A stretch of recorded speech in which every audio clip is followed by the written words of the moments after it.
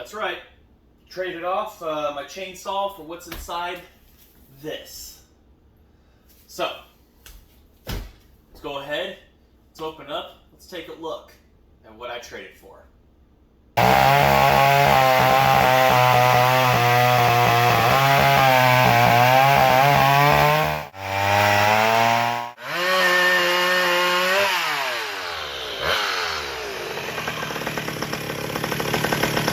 Alright, so super huge thanks to Ryan for the trade. It wasn't even expected to do a trade. I was originally buying these off of him, and then he requested if I had a Pro Max 60 piston.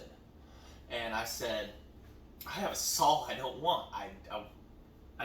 I've had it for years, and I just got tired of messing with it. It has an air leak somewhere. I replaced the PTO crank seal.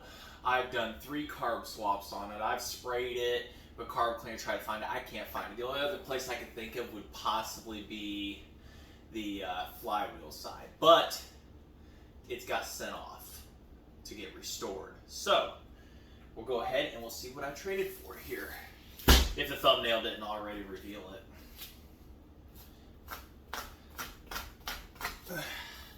Very well packaged. It's one good thing that you will note with people is their ability to package.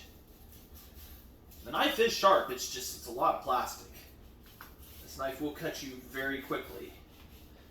I could spend the next 3 days unraveling this. The UPS guys, if they wanted to use it as a lawn dart, would have failed miserably and damaging. So A+ on the packaging.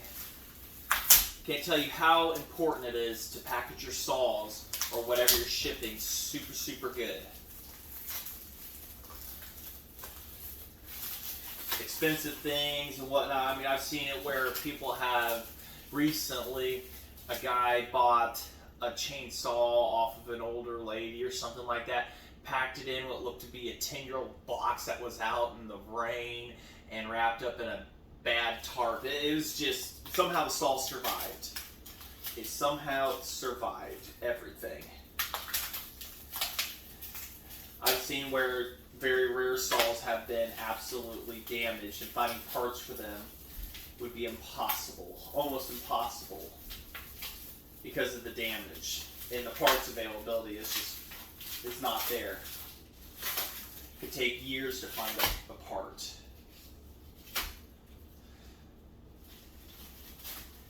Whew. Much rattles on this makes you dizzy. Should have time-lapsed it. And we're there. Alright.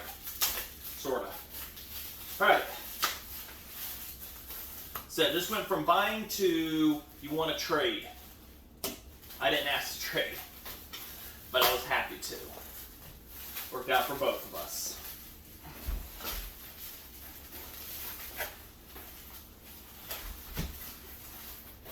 But also, it's not just about what I got here.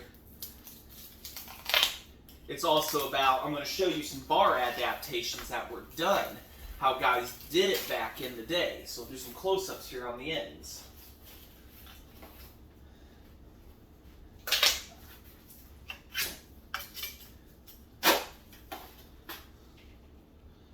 Should not need this. Very well packed. I mean, this thing was from the West Coast to Indiana.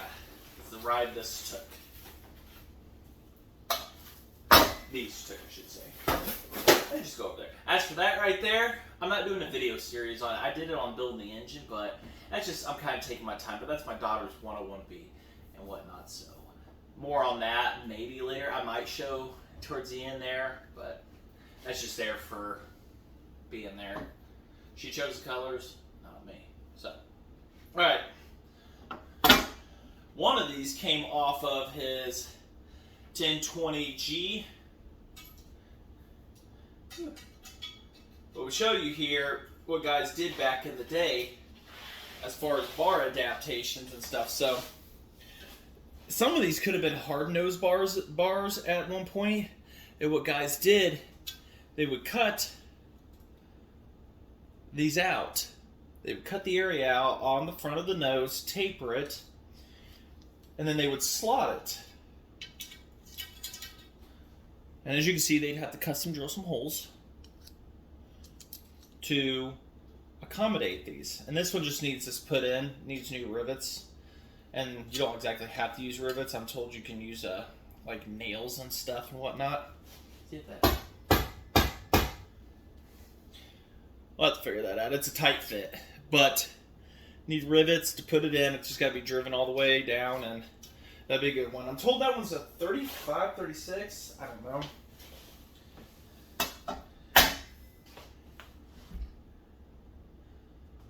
And this one right here is a 39-inch, I guess. Do I have the tape measure in the house? Probably. Oh, I do. All right. So we've got, I don't know how long they are. Yeah, 39 inches, almost 39 and a half from tip to very back. And then this one, if it were actually in, it'd be a 35-inch bar. So 39 mounted up, total cut area. You're going to have about 3 foot of cut area or so like that-ish. 35, 36. I think this is my longest one for a single man bar. I'm not sure. Oh, it's an Oregon.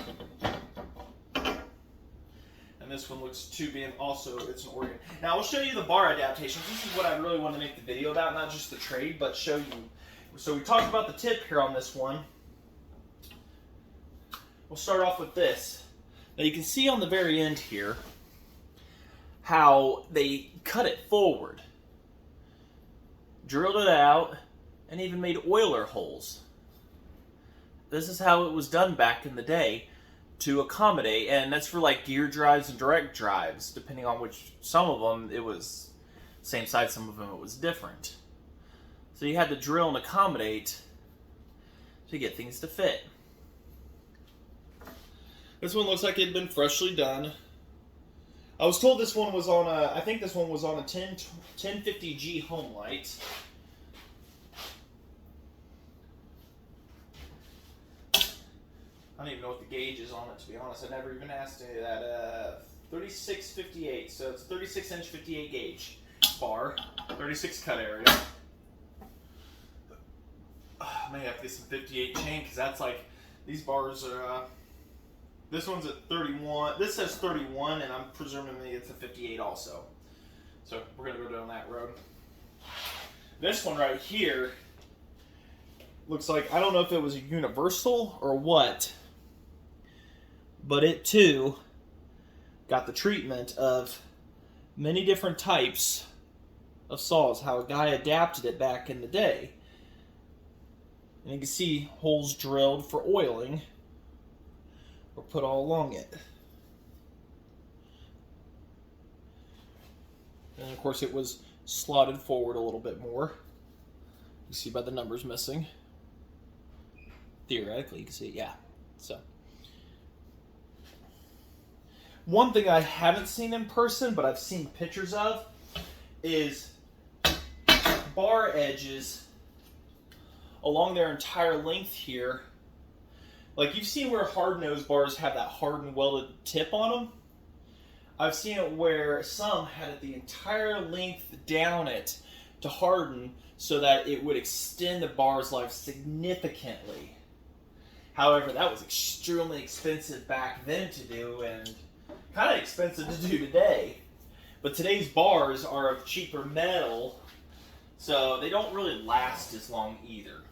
But these older bars, I like them because A, it fits the saws that I collect when it comes to time period on looks and everything and whatnot, you know. And but B, I just like them. It's just better. It's just better quality. You can feel it in the bar. It's just something you have to feel. You have to feel the cheap metal ones, and then you have to feel these and everything. But these are a roller nose bar, if that doesn't give it away. There are sprocket nose and hard nose. Hard nose are just like that. There's no roller, no nothing. And then sprocket nose, it just has a sprocket on the inside, and those are pitch specific on those. These roller nose, They're just gauge specific to the bar and the roller nose, but it doesn't care if it's a 3/8. For instance, this is a 58 gauge, so you can run a 3/8, 404, ½ inch on this, and it would not care as long as that gauge is to that. And the same with this one. So these ones, I like them because how universal they are when it comes to that. But it's really just helped with the looks and everything. I'm just kind of curious, what is it going to look like on this saw right here? I got a lot of work to do on this saw, and we'll get back to this if I haven't even already shown it or something like that.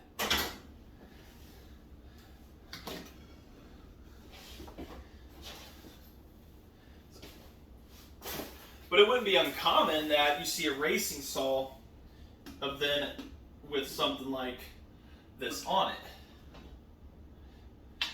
And today, I mean, still, that's a 36-inch cut area. That's still a baby for these engines, whether it be for racing or the Super Pro 125s. Those are still baby bars right here for these.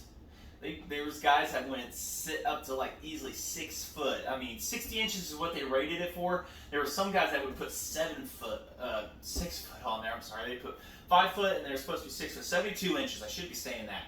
They go up to 72 inches on these.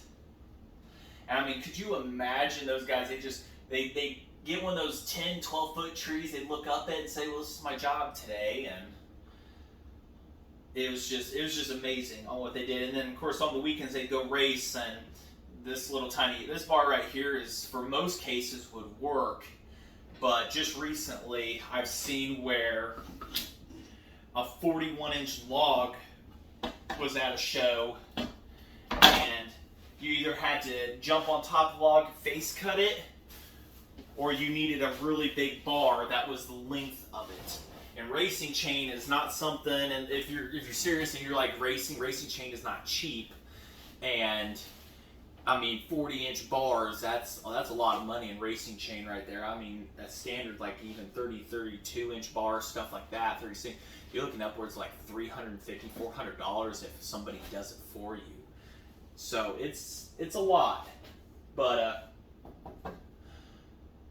I mean, there's just a lot of history behind these bars right here, and these ones right here show that how they've adapted and fit different saws over time. How guys got it to fit, because the bars were expensive, times were tough, especially in the 70s and 80s. You know, not every guy was full of money and whatnot, kind of doing it on their own or working for a company or something, and had to find and scavenge some ways. So this was it. You had to make stuff work. And I want to convert a hard nose into one of these, take my attempt at it and everything. So that's kind of on my to-do list. These Oregon noses they're expensive. You can get Canon ones. I don't know how well they fit, but we'll see. A little bit of play in that and everything on that one. So we'll just have to see how everything goes here and whatnot. But just wanted to make a video saying a super huge thank you to Ryan. Super huge thanks to you for the trade and everything. I'm happy to do more business like that in the future. I'm not a guy that likes to sell my stuff. I really like to trade with people and everything, you know, make that deal on that. I just like the idea of trading better when it comes to these things. It's very difficult for me to put a price on these saws. Truthfully is.